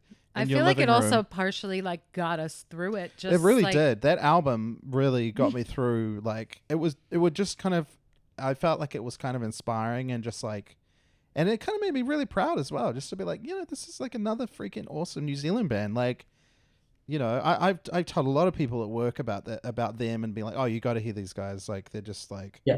And it's so Kiwi, right? Like the accent really comes through. It's funny, right? It's funny because I feel like 20 years ago, it was not cool to be singing with a New Zealand accent. Like, I feel like we were lucky. Like, we didn't Americanize like too much. Maybe there's like a couple of words here and there. But yeah, Nick, do you remember that? Like, I feel like I forget. Like, was there what was that like in your kind of range of playing where like people were kind of singing with almost like because I remember going to like punk bands and everything, and some bands were just singing the whole gig with like a American accent. It's definitely a thing. And around that time where you're still really trying to prove yourself up against international artists, right? Yeah. It's almost like we can't sound too Kiwi because like no one's made it. Right. Yeah, exactly. It's like we have to fit in and kind of mold ourselves on them to be successful. Whereas now it just seems so cool. It's almost like just being yourself is so and I definitely noticed that being here, that makes you stand out because it just sounds so unique. Like people are like, whoa, what is that accent? Like what is that? Like, whereas but I love that it's happening everywhere now. Like I really love an Irish band called Fontaines DC, and it's so Irish. You know what I mean? Like nice, yeah. They're definitely from Dublin, but they own it, and that's their sound. Was Flogging Molly Irish? Was Flogging Molly Irish? Or was that? I don't want to get this wrong. I feel like they're based out of the States now. That's Dropkick Murphys are based out of the States, but obviously do Irish folk songs. That's right. Yeah, the Dropkick Murphys. Flogging Molly is an American 7-piece Celtic punk band formed in Los Angeles. But the singer... Well, that's what I was thinking. Yeah. So similar to Dropkicks, right? Yeah. Is the singer from Ireland, though? Ireland? Yeah, I believe so. Because he definitely has the accent. Yeah. They're formed in America. Yeah, I really like Flogging Molly, and I've seen them live. I just hadn't delved into the Wikipedia, I just like the... You didn't delve into the archives? Yeah. Yeah. I know. I was confused. Just when you said that, I was like, oh, I don't know why. I was like, oh, are they an Irish band? Yeah. Oh, do you want to... Okay, I just have to grab the door, Nick. I'll leave you with the capable hands. We have a guest. Hi. It's actually, the guest is our dinner. So... Oh, fantastic. This is now your podcast. Yeah. It's just you. What's for dinner? What's for dinner? We got some amazing from Francesco's Italian place on the Upper West Side near us. We got it's like penne with garlic and olive oil with just like chicken and broccoli with the penne. It's really good. It sounds like all my favorite things. Right? Yeah, I was just in Italy a couple of months ago. I keep saying I was just there because I don't want to feel like I've been home for that long. I don't want to be back. But I just want to be there and eating that food again. But we do have some good Italian restaurants in Auckland, so it's all right. Yeah, you actually do. When we were there in February, what was that? I secured the food, guys. Thank you. Nice. We were just talking about Italian food, and Nick was saying that there were some good Italian places in Auckland, and I thought of that place. What was the place I ordered from in Devonport? Italian and Devonport? I mean, we'll never remember, but there was a We really could- we good could be place. here all night. Yeah, when we were there. Yeah. I had caught the stomach flu there, and finally when I was able to like eat solid food again, I was like, I want pasta. So Yeah, right. we got some really good stuff from Devonport. I wish I could remember the name of the place, but I used to like, it was called Prego on Ponsonby Road. Yeah, man. Yeah. That place I used to love. Is it still there? Yeah, I believe it's still there. Yeah. That was cool. I remember that's Italian, right? Unless I'm getting confused. Yes. No, that's Italian. Yeah. Yeah, that was like such a cool place. Sorry, Abby. That used to be. That would be like sometimes if like a. how first come date you spot or never something. took me there? Because we went in the city. Oh man, I The mean, first time Nick, we I don't know were- if you want to hear a crazy Airbnb story we had, but God. I don't know if Come we. on, let's do it. Sure. We'll give you the summarized version. Summarized version was we flew into Auckland after a 21-hour flight, and it was a beautiful day. And then the next day was, what do you guys call it? You guys don't call it a hurricane. It was what we were there for the was it the cyclone Cyclone, that's it. I'm like, what's it Cyclone. called? in Oh February? yeah, that was wild. Yeah, that Yeah. was wild time. We were- yeah, yeah. that was brutal actually. Yeah. We and it was obviously it was so tragic. It was so tragic, like because it was like obviously respecting everybody that's going through hardships. But we kind of arrived, and I couldn't even believe we made it. Like first, like we flew out and we arrived on, was it like a Saturday or Yeah, something? we arrived Saturday. The thing started Sunday. And then Sunday, I think it was the airport was closed. Yep. So we were like, if we'd gone a day later, we wouldn't have been able to land. We wouldn't have been able to land. And I think it was closed for a few days. Then it was the flooding at the airport. And then I feel like after the flooding, there was something in New York at the same terminal we went through. They had some electrical malfunction and the planes weren't flying anyway. And we were just like, Didn't you say there was a plane that flew from New Zealand to New York to and then it had turn to turn around? They had to turn around halfway. Can you imagine flying halfway to New York? It would have been like 10 hours maybe. Oh my And then God. they Yeah. couldn't land because there was an electrical problem and they had to fly back to Auckland. And like, so me and Abby were in amongst this. We were like, okay, so the flying stuff. And then, the cyclone, we spent 5 days in a, at the Crown Plaza, like just off, Queen Street or whatever. Yeah, And then we we kind of planned it. So we were going to stay there for a few days, and literally we would just hold up in this hotel room. The I mean, windows were shaking. Yeah, it was a nice room. It was a nice room, but it was like, But it was not a room you want to be in during a hurricane with like a full-on balcony on the top floor. full on like, balcony with like a table and chair that seems to be like moving on its own and smashing into the glass like hitting door. the glass. In hindsight, I would have freaking pulled that table and chairs out the first day I was there, but then it was like I didn't want to go outside. And then I felt like I was in a beautiful mind. I went like I didn't go crazy, but like Yeah, you did. every window, it was rattling so bad. Like some of the rubber like molding on the windows had obviously was either not there or had like been it was really old. So it Right. sounded like the glass was about to like just like it was getting sucked out and then getting pushed in.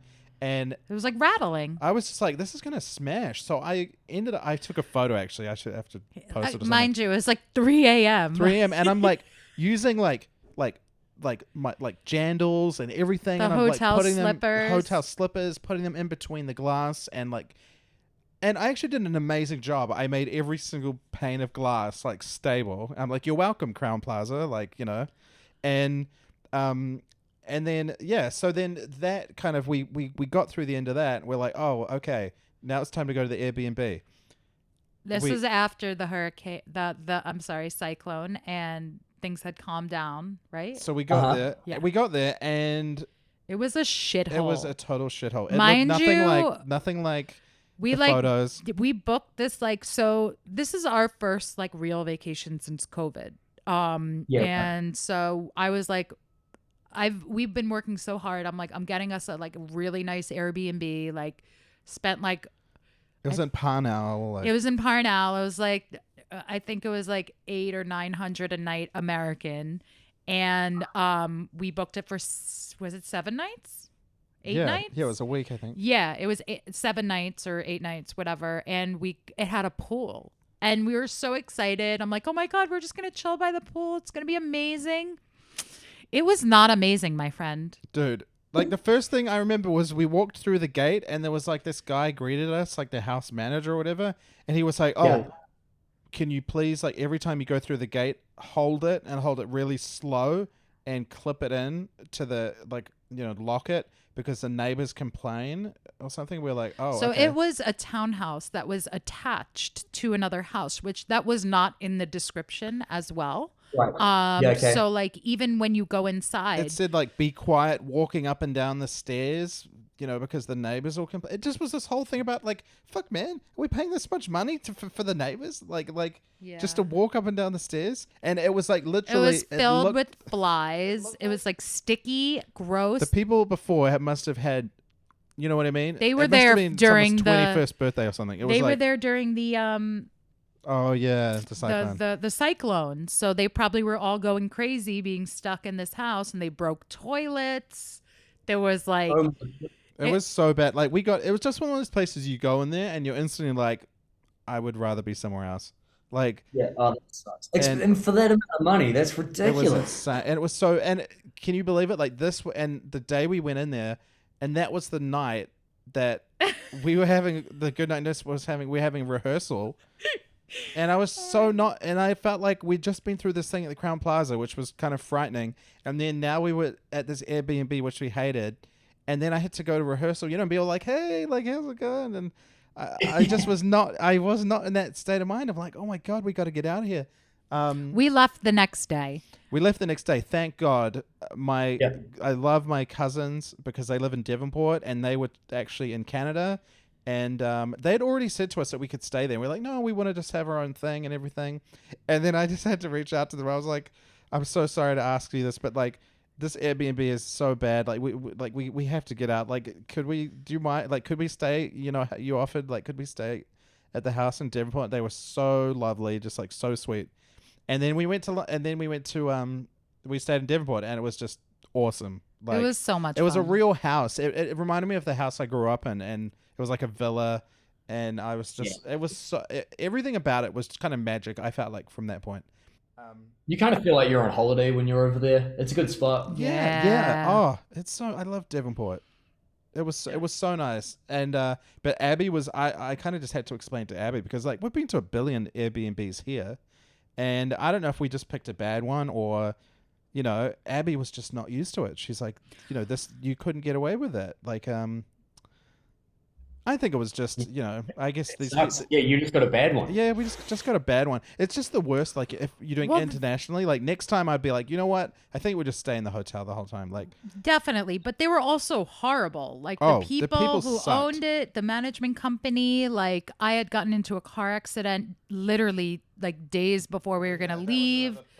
And then injured my like shoulder and back, so I didn't think I was gonna be able to fly. We tried to cancel the Airbnb. I thought I wasn't going, and they were like, you can't get a refund." And then I was like, "Well, can we get a partial refund?" It's still like it says I could still get it for 8 days, but they were like not willing to budge. So I was even like more harsh when we got there because I'm like, "Look, you guys gave us such a hard time about like luckily we were able to work this out, but like we just walked into a shithole. Like this place, it was so gross. Our shoes were like sticking to the floor. That's how like dirty the floors were." Did you leave an honest review? Yes, we did. And we got a full refund plus like, oh no, we got almost full refund.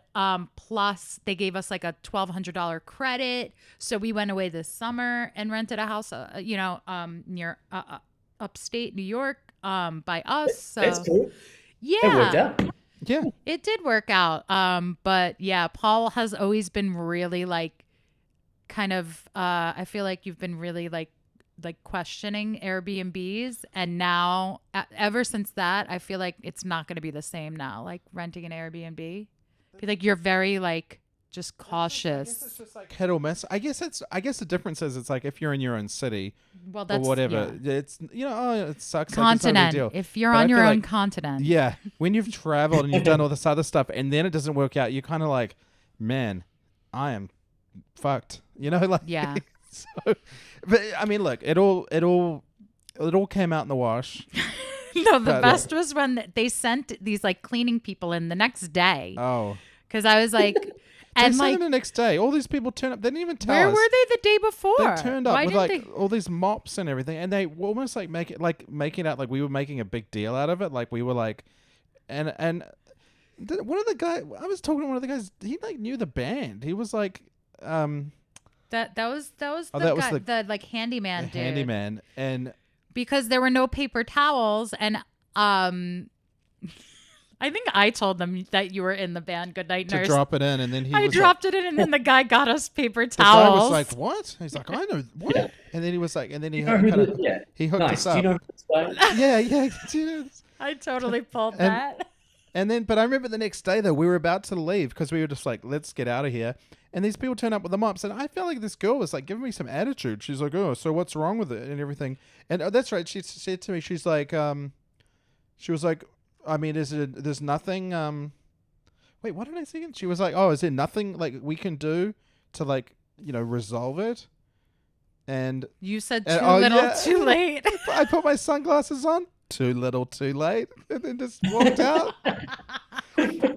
That's so good. Yeah, because they would have been the ones who was supposedly Yeah, cleaned who it, was right? supposed to have cleaned it. Yeah, Yeah, the I night don't before. think anyone had cleaned the day before. No. The, like I So went it's in. being pulled out. Yeah, I looked in the bathroom and I was like looking at the shower. It's so funny because we're not even like high maintenance people when it like you know what I mean. Just like Yeah, we would just- put up with it. We were just like, it doesn't need to be the Ritz. Like we can. But it was gross. Like the showers, like you could see, it was not cleaned in between. Like I was like, this is so creepy. Like I don't know who was here before. It was just not nice. Yeah. So- and when you've got a week there, Yeah. like no. Also, Right? yeah, when you're paying like $1,000 a night as well, I'm like, I don't understand. You like these people act like money was water or something. Like I tried to arrange an early check-in, and they were like, oh no, I'm sorry, a later checkout, and they're like, well, we could do that, but then they were like, yeah, we could arrange that, and then tried to charge me for a full extra night as if we're just like ballers that just like $1,000 bills are just like falling from the sky for us. And I was like, no, I meant like, can we check it out a couple of hours late? So, because we don't have to be at the airport till later. And it was it was an interesting experience. And but Paul was like, this is New Zealand. This is New Zealand. And I don't mean that in a negative way. I just mean like in New Zealand, this can be possible. Like in America, people, I feel like, I don't know, who knows, fuck, you get sued or fuck it, I don't know. You get It's like, shot. Yeah, it's like something I was just like, look, this can happen. Like, but anyway, I feel like thanks, Nick, for being our like therapist and just like listening to that. I think we just had No, to get that's that okay. off our chests, I think. Group I had therapy. my Airbnb story isn't from an Airbnb experience, but I was at a wedding earlier in the year, and the father of the bride got up, and he was like, "Oh, I just want to, thank everyone for being here, and just reminds me of an Airbnb story." And he went on this random yarn for like 15 minutes about his daughter, whose wedding it was, about some Airbnb experience they'd had as a family. And you could just see the whole family just being like, oh my God. And then he just like finished it and was like, so congratulations and have a great, he just got on a yarn. So my buddy who's getting married soon, he's like, I want everyone who's doing a speech to like get up and we'll all be in on it, but no one can laugh, and just to make it really good for people outside of the circle, so to speak. That is amazing. That's amazing. And everybody can just like give some random story. Just I'll be give a like- random story about you guys telling me a story about your You should be like, you could be like, yeah, I was on this podcast and Yeah, God, you should have seen this place. They told me, oh yeah, we didn't even tell you, and you could tell them this. Say the so-called, in inverted commas, pool. It was like a Swamp. water. It was like a water feature. Like you couldn't get in that. It was like a rectangle, and it had leaves I was and shit in thinking the it. pool might have been a shared pool with the house next door because Oh that my sucks. God. When it's got a pool and like it's not even your Oh own my pool. gosh! no. Yeah, imagine that. They'd be like, No, it was just but it wasn't usable. It was like disgusting. It was Yeah. like, I guess because of the But cyclone. I don't even think it was. It didn't look like it was even a real pool. Like, I mean, it was a pool of water, but I was like, I didn't see the creepy crawly cleaning the pool or whatever. You know those things that go in and like. Get all the ones leaves in out? America. Yeah, everyone Here? used to have them. I felt like this thing. There was no chlorine. Was it chlorine in it? Who, Like, Rosie? Rosie. I It love was it. a Abby's, small pond. yeah. Yeah. It was so, but yeah, you could. Nick, It was you should like thread- there you was should thread that- bacteria too. You can thread all this into your. I mean, you don't have to, but if you. You don't have to mention the bacteria you can put at the it- wedding. If you run out of material, you could definitely Yeah. borrow some of this and just. I can't wait. It's gonna be brilliant. Gosh, No, well, sweet. Nick. Well, what do you think? I think. Gosh, I think that was a good. I feel yeah, like we had a good casual That conversation was- about music and and everything. was great. I And love live, that. Yeah. We did a minute. Yeah. I mean, an hour, 45, 46. Amazing. But Nick, yeah, thank And you so you much, did man. Yeah, of course. I know. We'll send it through I was going to say through the phone lines, through the internet lines. Fantastic. But just quickly, the one thing we do at the end is just, I'm not sure if you want to plug anything or Anything just coming out, upcoming shows. let our viewers, listeners know. I don't know, just anything you've got in the pipeline. Sweet. Well, we just released Ekko Park released a new single called "Today's My Day," which is getting some spins on the radio here and is on the Spotify Nice. and the Apple Music. Our band name's EKKO Park for anyone automatically searching. Yep. EKKO space Park. Yep. And I always like to spell that one out to be safe. That's a good, good call. Yeah, and yeah, I mean, we've got a few songs in the can and some videos like all done and ready to go. So we're going to start pushing some new music out again soon, and then we're going to get back in and write some more stuff. So really, it's just releasing more music.